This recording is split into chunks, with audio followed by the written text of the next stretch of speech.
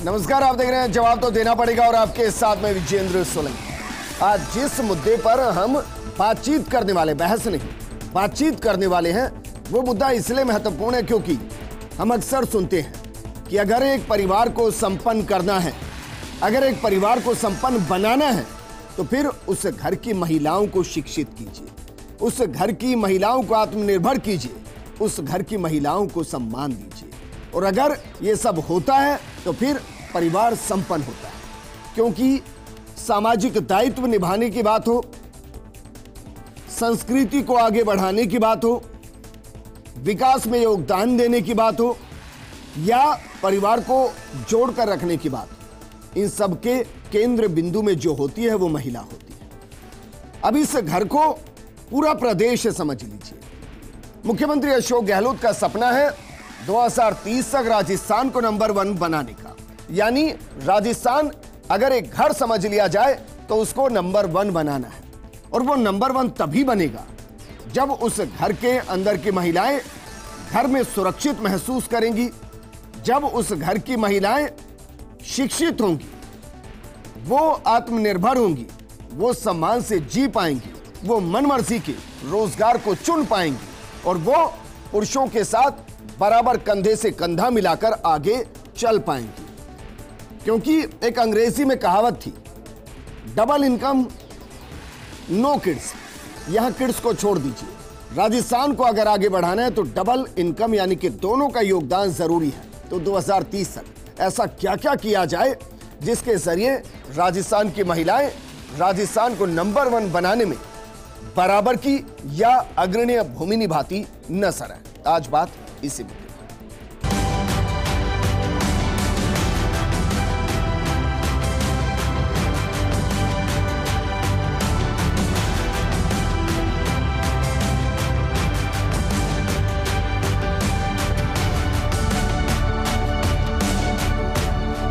विकास का जो विजन, जो सपना देखा गया है, उसमें सतरंगी रंग भरने का काम यकीनन महिला को करना है, और वो तभी मुमकिन है जब महिला संपन्न होगी, सुरक्षित होगी, शिक्षित होगी और आत्मनिर्भर होगी। लेकिन ये सब कैसे होगा, इस मुद्दे पर ही बात करने के लिए बेहद खास पैनल हमारे साथ मौजूद है। हमारे साथ मौजूद है बाल आयोग की अध्यक्ष संगीता बेनीवाल जी, सामाजिक कार्यकर्ता पंकज गुप्ता जी, हमारे साथ सामाजिक कार्यकर्ता के तौर पर ही ममता शेखावत जी जुड़ी है।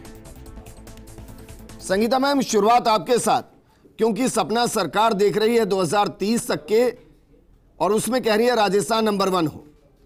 मैं व्यक्तिगत तौर पर यह मानता हूं कि चाहे वो घर हो, प्रदेश हो या देश हो, वो नंबर 1 तभी हो सकता है जब उसकी महिलाएं शिक्षित हो, सुरक्षित हो, आत्मनिर्भर हो और फैसला लेने की स्थिति में हो। तो जरा ये बताइए, राजस्थान की महिलाओं को ये सब मिले, ये कैसे कैसे मुमकिन है?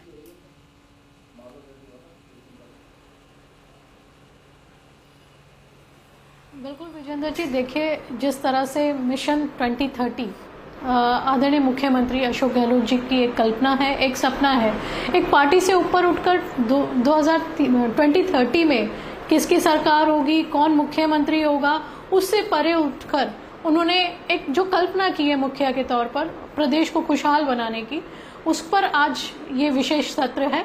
मैं धन्यवाद दूंगी विजेंद्र जी आपका, आदरणीय जगदीश कातल जी का, पवन अरोड़ा जी का, जिन्होंने खासकर महिलाओं पर इस सत्र को बुलाया। और बिल्कुल आप बहुत सही बात कह रहे हो कि महिलाएं अगर सशक्त होंगी तो एक महिला ही वो मुख्य धारा है जो एक परिवार को ऊपर उठा सकती है, जो बाहर अपनी नौकरी में पति के बराबर कंधे से कंधा मिलाकर अपने परिवार को ऊपर उठा सकती है, जो रीति रिवाज संस्कार उनको कायम रखना, उनको जिंदा रखना, अपने होने वाले गर्भवती महिलाएं जो है अपने बच्चों को ये सब सिखा सकती है। तो जो महिला है वो, चाहे मैं कहूंगी अपने सामाजिक दायित्व निभाते हुए, चाहे राजनीतिक दायित्व निभाते हुए, या फिर नौकरी पेशा महिलाएं जब बराबरी के कद पर आएगी पुरुषों के बराबर, तभी ये संभव हो पाएगा। 2030 जो हमारा विजन है, उस विजन के अंतर्गत अगर हम महिलाओं को बराबरी का दर्जा देंगे, आज हम कहते हैं महिला पुरुष बराबर है, आज खुशी की बात है कि कई घरों में बेटा और बेटी पे भेद ना हो करके उनको भी समान शिक्षा दिलवाई जा रही है, उनको भी वो बेहतर उनको प्लेटफॉर्म दिया जा रहा है। परंतु जब हमारा प्रदेश, हमारी सरकार, हमारा समाज सब सामूहिक रूप से उन महिलाओं को वो दर्जा देंगे, समानता का दर्जा देंगे, तब हमारा विजन डॉक्यूमेंट 2030 और हमारा सपनों का जो 2030 राजस्थान है, प्रदेश है, वो हम एक समझ पाएंगे। एक कल्पना जो हमारे दिमाग में चल रही है कि कैसा होगा हमारा 2030 का प्रदेश, वो सब पर उसमें सबसे महत्वपूर्ण दो चीजें मुझे नजर आती है, एक शिक्षा और दूसरी सुरक्षा। तो जरा बताइए 2030 के प्लान क्या होने चाहिए?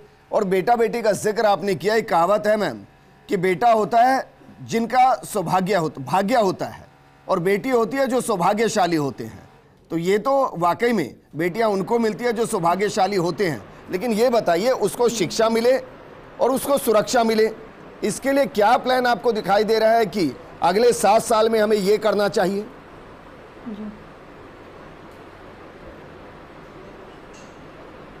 बिल्कुल विजेंद्र जी, आपने बहुत अच्छी बात बोली कि बेटियां सौभाग्यशाली। उसके साथ मैं ये भी जोड़ूंगी कि बेटा एक कुल को रोशन करता है और बेटियां 2 कुलों को रोशन करती हैं। वो रोशन तब कर पाएगी जब उसको शिक्षा प्राप्त हो सके और सुरक्षा मिल सके। तो बिल्कुल शिक्षा व सुरक्षा, इन दोनों को लेकर हमारा महत्वपूर्ण प्रयास है कि प्रत्येक बेटी शिक्षित हो। उसको लेकर जो हमारी सरकार के द्वारा बेटियों को आगे बढ़ाने के लिए शिक्षा हेतु, चाहे हम बोले अंग्रेजी माध्यम विद्यालय खोलने की बात हो, चाहे विदेशों तक भेजने की बात हो, जिस प्लान के साथ हमारी सरकार चल रही है, और चाहे जागरूकता की बात हो, जिस तरह से बाल आयोग ने भी अपना विजन डॉक्यूमेंट 2030 तैयार किया है और आदरणीय मुख्यमंत्री जी को प्रेषित किया, जिसके अंतर्गत आंगनबाड़ी, ईंट भट्टों पर रहने वाले जो मजदूर हैं, उनके बच्चे और बच्चियां जो शिक्षा से महरूम रह जाते हैं, उन तक हमने सोचा है।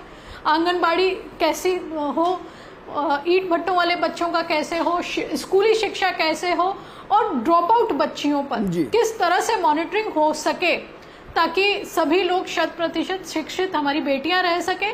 चलिए मैम, मेरे साथ 2 और पैनलिस्ट है, लेकिन आपने जिक्र किया तो यहीं से एक और सवाल मैं सीधा आपसे ही कर लेता हूं, क्योंकि बच्चों के अंदर यौन शोषण ये एक बड़ी समस्या है मैम।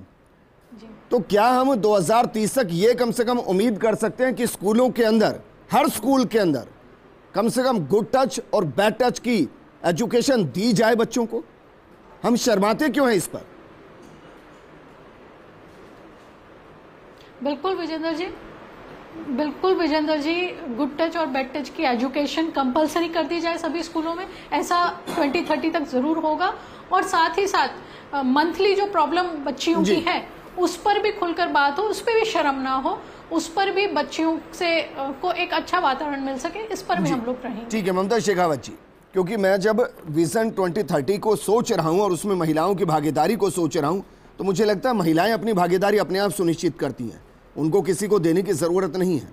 हाँ, बस उनको 2 चीज़ें मिलनी चाहिए, एक शिक्षा मिलनी चाहिए बराबर की, और एक सुरक्षा मिलनी चाहिए कि रात के 12 बजे भी वो किसी गली सड़क से निकल जाए तो वो डर के, शर्मा के, मुंह को छुपाकर वहाँ से धीमी गति से ना निकले, वो फक्र से वहाँ से निकले कि मुझे टच करने वाला कोई नहीं है, नियत गलत से देखने वाला कोई नहीं है। इसके लिए होना क्या चाहिए? विजेंद्र जी, यहाँ पर मैं 3 शब्दों का उपयोग करूँगी, शिक्षा, सम्मान और सुरक्षा।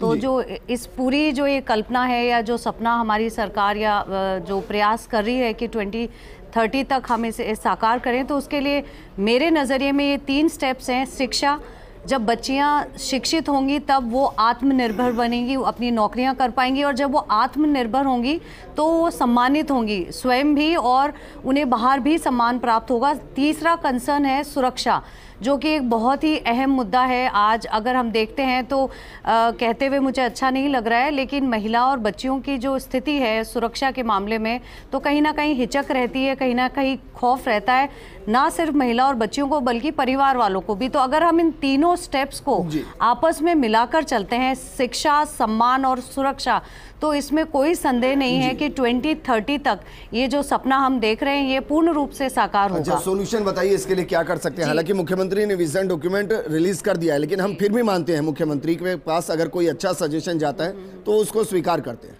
देखिए, आज भी हमारे राजस्थान में बहुत सारे ऐसे इलाके हैं जहां पर काफ़ी बैकवर्डनेस है, लोग शिक्षा को लेकर उतने जागृत या उतने सूचित नहीं हैं, उन्हें उसका महत्व मालूम नहीं है। तो एक पहला तो है कि स्प्रेड अवेयरनेस, हमें गांव-गांव ढाणी जाकर, बहुत ही जो इंटीरियर एरियाज़ हैं राजस्थान के, वहाँ शहरों में तो लोग काफ़ी जागरूक हैं और जो भी स्कीम हमारे सरकार की होती हैं एजुकेशन से रिलेटेड, वो लोगों तक पहुँच पाती है। लेकिन बात यहाँ है कि हमें ग्रामीण इलाकों को भी उतना ही महत्व देना है, तभी हम संपूर्ण रूप से राजस्थान को आगे लेकर जा पाएंगे। अच्छा, मैं वैसे बहुत ज्यादा सोच रहा हूँ, क्या ये संभव है कि एक ऐसा कानून ही बना दिया जाए कि भाई अगर कोई बच्ची 10वीं से नीचे है, 10वीं तक पास नहीं हुई, 10वीं उसने पढ़ाई नहीं की, मैं 10वीं बहुत छोटी एजुकेशन बता रहा हूँ, तो उसके परिवार में माता पिता पर केस हो जाए जी, ये और सजेशन उस बच्ची का सारा खर्चा सरकार उठाए। ये सजेशन मैं बहुत इसको वेलकम नहीं करूंगी। इसकी जगह अगर कानून, एक स्ट्रिक्ट कानून की जगह हम प्रोत्साहन रखें तो आई थिंक वो ज़्यादा बच्चों के लिए, और एक वो रहता है कि अगर मैं ये करती हूँ तो मुझे ये मिलेगा।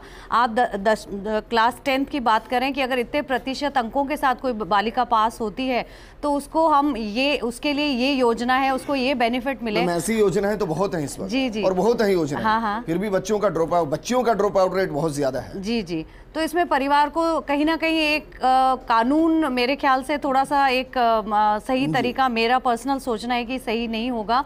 उसकी जगह अगर हम उन्हें उस मामले से उन्हें परिचित करवाएं, उन्हें समझाएं कि इसके क्या बेनिफिट हैं, बच्चियां पढ़ेंगी, उनको रोजगार मिलेगा। हमारे देश में है कि ऐसा कोई नहीं है, आप बैगर से भी पूछ लीजिए, उसको पता है शिक्षा की वैल्यू क्या है, लेकिन फिर भी वो बच्चे को गोद में लेकर आपको अलग अलग चौराहों पर नजर आ जाएंगे और वो बात भी करेंगे हम पढ़ाना चाहते हैं पर क्या करें, पढ़ाई नहीं पा रहे हैं। ये समस्या है। ऐसा नहीं है कि कोई जागरूक नहीं है, जागरूक तो सब है। पंकज गुप्ता जी, भाई जागरूक तो सब है, लेकिन समस्या मुझे लगता है कि शिक्षा को जब हम बात करते हैं ना, तो सुरक्षा परिवार के जहन में आ रही होती है। बिल्कुल कि बच्ची अगर बाहर शिक्षा के लिए जा रही है तो सुरक्षित घर आ रही है नहीं आ रही। बिल्कुल सही कह रहे हैं सर। एक्चुअल में ये डिबेट जब से शुरू हुई, मेरा मूल कंसर्न मतलब पूरे टाइम दिमाग में यही रहा। आज हम अगर शिक्षित समाज की बात करें, मैं मान के चलता हूं कि माननीय मुख्यमंत्री जी का एक बहुत अच्छा विज़न है, क्योंकि पूरे ओवरऑल समाज में परिवर्तन को, एक्चुअल में जो विज़न डॉक्यूमेंट बनाया गया है उसमें अगर ओवरऑल पूरे समाज में परिवर्तन को परिलक्षित करते हुए अगर इस चीज़ को इम्प्लीमेंट करने की ओर जाया जाएगा तो महिला सुरक्षा, महिला शिक्षा, महिला सम्मान सब कुछ लौटेगा। अगर हम बात करें वही पुरानी, हम एक बात कहते हैं कि यत्र नारी पूज्यन्ते तत्र वसन्तु देवता, पर एक्चुअल में इस कंसेप्ट को हम कभी फॉलो कर ही नहीं पाए। अगर हमारे राज्य के मुखिया ने ये सोचा, इस कंसर्न की तरफ पहली बार ध्यान गया कि हम विज़न डॉक्यूमेंट में इस पूरी चीज़ को लेकर के आए, तो सबसे पहले सुरक्षा की बात है, क्योंकि आज भी शिक्षित समाज में भी, बड़े स्कूलों में भी हर जगह वही गुड टच, बैड टच, वो सब चीज़ें आम हैं। बच्चियों का शोषण आम है, बहुत सारी परेशानियां आज हैं। अगर मैं शिक्षित वर्ग में, जैसे मैं भी हूं, मैं बात करूं तो हमें भी वही परेशानी है। आज माँ बाप के जहन में एक मूल परेशानी वहीं आकर के सिमटती है कि किस तरह से अगर हम स्कूल भेजें तो बच्ची सुरक्षित वापस आएगी नहीं आएगी, शाम सुबह बहुत परेशानी। क्योंकि मैं खुद एक परिवार का हिस्सा हूँ। बिल्कुल, मेरे घर से बच्चियाँ स्कूल भी जाती हैं, रोजगार पर भी जाती हैं। मेरे जहन में दोनों के लिए बराबर ही टेंशन होती है। बिल्कुल, कि बच्ची भी स्कूल से सुरक्षित आ रही है नहीं आ रही है, और जो मेरे घर की महिला रोजगार के लिए जा रही है वो भी सुरक्षित घर आ रही है नहीं। सही बात है। तो सुरक्षा पहला मुद्दा है एक्चुअल में। इस पे अगर काम होगा, इस पे अगर सही रूप से काम होगा तो सब कुछ, बाकी सब सम्मान भी लौटेगा। जी, शिक्षा की ओर भी सारे परिवार, क्योंकि आज की तारीख में हर व्यक्ति शिक्षा का महत्व समझता है। बच्चे और बच्ची पे लगभग मैं मानता हूँ कि मैं नहीं मानता, बहुत बैकवर्ड अगर मैं बात करूँ तो आज वो कोई कुरीतियाँ और वो सब तो मैं भी नहीं मानता कि रही हैं, लेकिन हर व्यक्ति बच्चियों को भी उतनी ही शिक्षा के रूप में देना चाहता है, उपहार के रूप में बच्ची को भी उतना ही डेवलप करना चाहता है और बच्चे को भी। तो बात पर वही है कि सुरक्षा के रूप में सरकार वो तोहफा महिलाओं को कब दे पाएगी कि महिला अगर रात को 12 बजे भी कहीं किसी जगह से लौट रही है तो वो सुरक्षित घर पहुंचे। दिन का समय भी आज सुरक्षित नहीं है, तो सबसे पहले सुरक्षा की महती आवश्यकता है।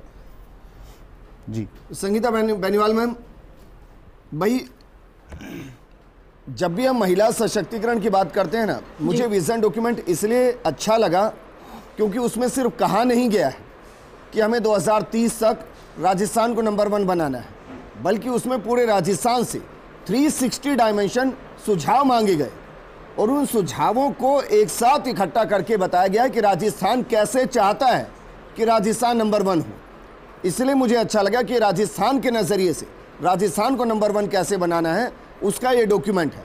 लेकिन मैम सुझाव तो बहुत अलग हैं। जैसे मेरे जहन में जो अभी आ रहा है, मेरे जहन में आ रहा है कि भाई महिला थानाओं की जिक्र हर बार होती है, हम हर बार 2, 4, 5 थाने बढ़ा देते हैं, लेकिन सच्चाई आप भी जानते हैं मैम और मैं भी जानता हूँ और बाकी भी लोग जानते हैं कि हकीकत क्या है।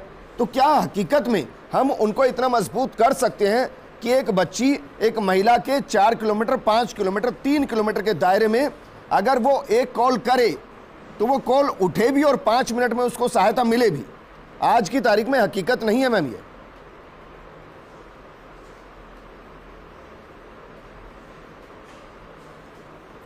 बिल्कुल विजेंद्र जी, सबसे बड़ी बात सुरक्षा की होती है और हम देखते हैं जहां पर कई स्कूलों में बच्चियां 8वीं तक पढ़ती हैं और घर के पास दूसरी स्कूल नहीं होती तो घर वाले स्कूल से उसको ड्रॉप आउट करवा देते हैं, पूछने पर बताते हैं कि स्कूल से दूर थी। तो वो एक सुरक्षा का भाव है। तो बिल्कुल सबसे बड़ी बात है, हम 2030 की बात कर रहे हैं, परंतु सुरक्षित प्रदेश होना चाहिए, महिला, बहन, बेटी सब सुरक्षित होनी चाहिए।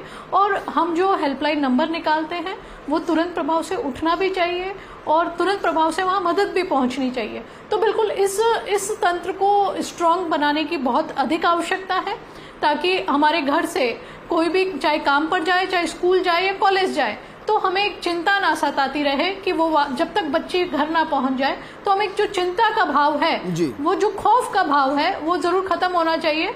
तो बिल्कुल विजेंद्र जी, मुझे ऐसा लगता है कि जब इतने सारे सुझाव आए हैं, आदरणीय मुख्यमंत्री जी ने सबसे सुझाव लिए हैं, 9 करोड़ पॉपुलेशन में इतने सुझाव जब हमारे पास आ गए हैं, उस पर कार्य चल रहा है और बिल्कुल इस तरह के तंत्र को भी मजबूती, बिल्कुल मेरे माध्यम से सुन रहे होंगे हमारे जो प्रशासन है, चीफ सेक्रेटरी महोदय हैं, पुलिस का प्रशासन है, इस तंत्र को हम और अधिक मजबूत बना सके ताकि हमारा प्रदेश में सभी लोग, बच्चियां विशेषकर, माताएं, बहनें, वो अपने आप को सुरक्षित महसूस कर सके और जहां पर भी जाए वहां से अपने गंतव्य तक वापस सुरक्षित पहुंच सके। इस तरह की घटनाओं पर अंकुश पे लगाम लग सके। मैम एक और सजेशन मेरा है, मैंने सजेशन दिया था कि भाई गुड टच और बैड टच इसको तत्काल प्रभाव से हर स्कूल में कंपलसरी करना चाहिए और करना ही चाहिए इसको। और दूसरा जो मेरा सजेशन है मैम, हर स्कूल में जैसे फिजिकल टीचर होता है ना, ऐसे ही सेल्फ डिफेंस का टीचर होना चाहिए। और मैं व्यक्तिगत मानता हूं सेल्फ डिफेंस नहीं, वो उस पर हमला करने की ट्रेनिंग दे। बचने से काम नहीं चलेगा भविष्य में मैम। तो ये 2 चीजें तो ऐड होनी चाहिए स्कूलों में। बिल्कुल, बहुत अच्छा सुझाव है विजेंद्र जी आपका कि इस तरह, बिल्कुल विजेंद्र जी, बहुत अच्छे सुझाव हैं आपके दोनों। और मैं भी समझती हूँ कि ये सभी स्कूलों में दोनों चीजें आवश्यक रूप से, अनिवार्य रूप से कर देनी चाहिए। और बिल्कुल बाल आयोग में इसमें पहल करेगा और हम भी तुरंत प्रभाव से इन दोनों सजेशन को प्राथमिकता से लेते हुए इसको अवश्य रूप से लागू करवाएंगे। ममता शेखावत जी, आपको मेरी कई बातें आज हो सकता है कि लगे कि यार ये पॉसिबल नहीं है, ये पॉसिबल नहीं हो पाएगा, क्योंकि जंग में हम गर्दन कटाकर नहीं, जंग गर्दन काट कर जीती जाती है और ये एक नियम है। मेरा ये कहना है कि भाई हम अक्सर सेल्फ डिफेंस की बातें करते हैं स्कूल में, हालांकि वो भी पॉसिबल हो नहीं पाया अभी तक। मुझे चुनिंदा स्कूल मिलेंगे, शायद हो सकता है चुनिंदा भी ना मिले जहां सेल्फ डिफेंस की ट्रेनिंग देते हो, लेकिन सेल्फ डिफेंस क्यों, हमले की ट्रेनिंग क्यों नहीं? भाई उसको पता है ना बच्ची को या जो भी है कि उसके साथ किस इंटेंशन के साथ कोई आ रहा है, तो अपने आप को बचाने से ज्यादा अच्छा है कि उसको ही धराशाही कर दिया जाए, उसको एक सबक मिले। और ये 2 चीजें कंपलसरी होनी चाहिए। अगर हम 2030 तक राजस्थान को नंबर 1 बनाने की बात कर रहे हैं और महिलाओं के सशक्तिकरण की बात कर रहे हैं। विजेंद्र जी, आपने जो 2 सुझाव दिए हैं वो बहुत ही प्रैक्टिकल और बहुत ही सही हैं। अगर इस पर अमल करती है सरकार तो आई थिंक सुरक्षा वाला जो हमारा कंसर्न है वो काफ़ी हद तक उसमें हमें आराम मिलेगा। जहाँ तक रहे हैं कि लड़कियों को इस तरह से ट्रेन किया जाए कि वो बचाव की जगह हमला करें। देखिए, मेरा यहाँ पर इस प्लेटफॉर्म के जरिए पूरे समाज से जो भी महिलाएं, जो भी बुजुर्ग, बच्चियाँ, जो भी इसे देख रहे हैं, कुछ ऐसे विषय हैं जिन्हें आज भी हमारा समाज एक टैबू, एक कंफर्टेबल नहीं मानता है। तो यह एक रीज़न ये भी है कि बच्चियां खुलकर अपनी समस्याओं को, जो कई बार अगर उनके साथ कुछ गलत भी है तो सिर्फ इसलिए क्योंकि हमारे कुछ संस्कार मान लीजिए या परिवार या समाज में कुछ इस तरह का एक टैबू मान लीजिए कि कुछ ऐसे मुद्दे हैं जिन पर खुलकर बात करना आज भी आपत्तिजनक माना जाता है या लोग कंफर्ट। वीर भद्राणी जी को पढ़ाएं, माँ दुर्गा को पढ़ाएं, माँ काली को पढ़ाएं। बिल्कुल। तो अगर हमें इस पहल यहाँ से करनी होगी कि उन्हें हमें कंफर्टेबल फील कराना होगा कि अगर ये चीज़ गलत है, ये सही है, और आप सुरक्षा के लिए किसी से भी खुलकर बात कर सकती हैं। तो यहाँ शुरुआत हमें परिवार से करनी पड़ेगी। परिवार को एक ऐसा माहौल प्रोवाइड करना पड़ेगा बच्चियों के लिए कि वो खुलकर अपनी समस्याएं, अपनी परेशानियां, अगर कहीं दिक्कत है तो वो उसको, पहली बात तो है कि वो डिस्कस कर सके। सेकंड, जो आप बता रहे हैं कि स्कूल में गुड टच और बैड टच, ये आज भी एक टैबू टॉपिक है। इस पर खुलकर बात करना, शहरों में भी मैंने बहुत काफ़ी हद तक देखा है कि लोग खुलकर बात करते नहीं हैं। गांव की तो आप बात ही छोड़ दीजिए। तो ये कंपलसरी होना चाहिए। अगर ये होगा तो बच्चे खुद समझेंगे इस बात को। और तीसरा जो आपने सजेशन दिया है कि एक आत्मरक्षा की जगह अगर हमलावर तकनीक अगर बच्चियों को सिखाई जाती है तो ये बिल्कुल सही आप बोल रहे हैं, ये एक बहुत अच्छा तरीका है, वो अपने आप को सुरक्षित रख पाएंगी। पंकज जी कुछ ऐड करना चाह रहे हैं? पंकज मैं देखिए, मैं इस प्लेटफॉर्म के माध्यम से एक बहुत अच्छा सुझाव देना चाहूँगा। मैंने कुछ कोशिश भी की थी कि सरकार तक ये चीज़ पहुँचे और काफ़ी टाइम पहले भी एक प्रयास किया था। अब देखिए, गूगल एक प्लेटफॉर्म ऐसा है जिस पे मैप बना हुआ है। आप गूगल मैप पे स्पेशली जहाँ जहाँ महिला सुरक्षा से रिलेटेड चीज़ें या सुविधाएं मौजूद हैं उसको आप टैग करवाएं।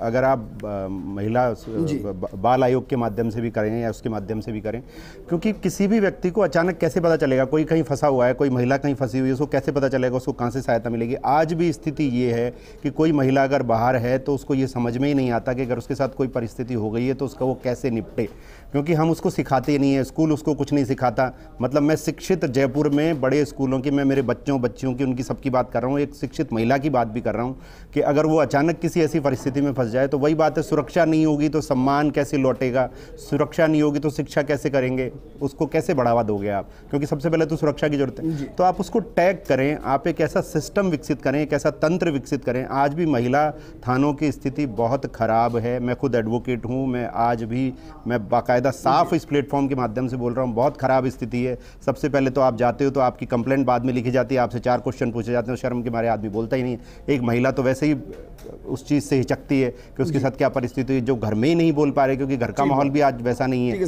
तो कुछ एक सिस्टम बनाने की जरूरत है। सजेशन चाहूंगा कि भाई एक अच्छा सजेशन दे जो 2030 के विजन डॉक्यूमेंट को कंप्लीट करने में सहायता दे।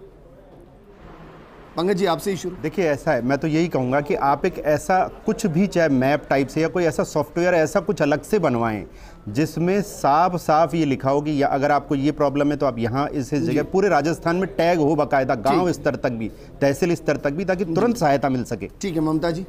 परिवार और विद्यालय दोनों जगह पर इस तरह का माहौल बनाया जाए कि बच्चे अगर कोई भी यौन शोषण या किसी और प्रकार की परेशानी से गुजर रहा है तो बिल्कुल भी हिचके नहीं, तो ये एक कंपलसरी स्कूल में कंपलसरी बना देना चाहिए कि वहां पर इस तरह का कोई काउंसलर या कोई टीचर। तो तब होना जब गुड टच बैड टच बताया जाए, और बताया जाए कि बैड टच बताना है, छुपाना नहीं है, छुपाना नहीं। तो उसी के लिए हमें उन्हें कंफर्टेबल एनवायरनमेंट प्रोवाइड करना पड़ेगा। तो हमें सामाजिक तौर पर भी हमें स्वयं, हम सभी को खुलना पड़ेगा, एक खुले विचार रखने पड़ेंगे कि ताकि बच्चे झिझके ना बात करने से। संगीता मैम, एक लाइन में मैं इसको वाइंड अप कर रहा हूँ, आप इसको पूरा कीजिए कि जब तक बच्चियों के दिमाग से निकाला नहीं जाएगा कि आप भाई बेहतर से बेहतरीन हैं, और अगर आपके साथ कोई गलत करा है तो गलत आप नहीं है, करने वाला गलत है, तब तक स्थिति बदलेगी नहीं मैम।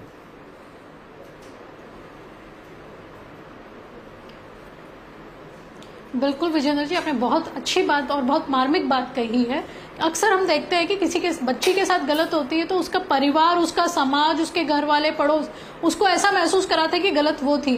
तो वाकई में ये बात बच्चों में ये संबल देना पड़ेगा, बच्चों में संबल देना पड़ेगा कि खुलकर अपनी बात कहें। हम विजेंद्र जी अक्सर हेल्पलाइन नंबर तो जारी कर देते हैं, परंतु इसको रोटेट नहीं करते, लोगों तक नहीं पहुंचता कि हम अपनी तकलीफ के वक्त कहाँ पर जाएं। तो बिल्कुल इस पर और अधिक काम की आवश्यकता है। निःशुल्क में अनिवार्य शिक्षा का अधिकार तो है, हेल्पलाइन नंबर में 10 डिजिट होते हैं मैम, वो बच्ची उसको मिलाती है ना, तब तक तो उसके साथ पता नहीं क्या हो जाता है। शुक्रिया मैम। 3 सजेशन इस प्रोग्राम से हैं। हालांकि विजन डॉक्यूमेंट तैयार हो चुका है, लेकिन अगर 2030 तक पहुंचना है और महिलाओं के सशक्तिकरण में भागीदारी निभानी है तो पहला ये मस्ट होना चाहिए कि जो भी सरकार अपना घोषणा पत्र ला रही है वो लिखे कि हमारे हर स्कूल में और हर निजी स्कूल में गुड टच बैड टच की एजुकेशन दी जाएगी, पहली चीज। दूसरा, उसमें सेल्फ डिफेंस नहीं, एग्रेशन की ट्रेनिंग दी जाएगी। और उसके बिना किसी भी स्कूल को संचालित नहीं किया जाए। और तीसरा मैम, सरकार विभिन्न तरीके की योजनाएं लेकर आती है, एक ऐसा टेक्नोलॉजी भी क्रिएट किया जाए। हम तो एआई की दुनिया में चल रहे हैं जहां रोबोट पूरे ऑपरेशन कर रहे हैं, कि एक ऐसा डिवाइस लाया जाए जिसको बच्ची सिर्फ उसको दबाए और वो पैनिक बटन हो जो संबंधित किसी भी नियरेस्ट थाने से कनेक्ट हो और उस बच्ची की लोकेशन तत्काल प्रभाव से, उस महिला की लोकेशन तत्काल प्रभाव से उस थाने तक पहुंचे और उसकी मॉनिटरिंग होनी चाहिए। क्योंकि महिला सशक्तिकरण बिना महिला की सुरक्षा और बिना महिला की शिक्षा के मुमकिन नहीं है। शुक्रिया मैम हमारे साथ जुड़ने के लिए। पंकज जी आपका भी शुक्रिया और ममता जी आपका भी शुक्रिया। इस डिबेट में फिलहाल इतना। नमस्कार।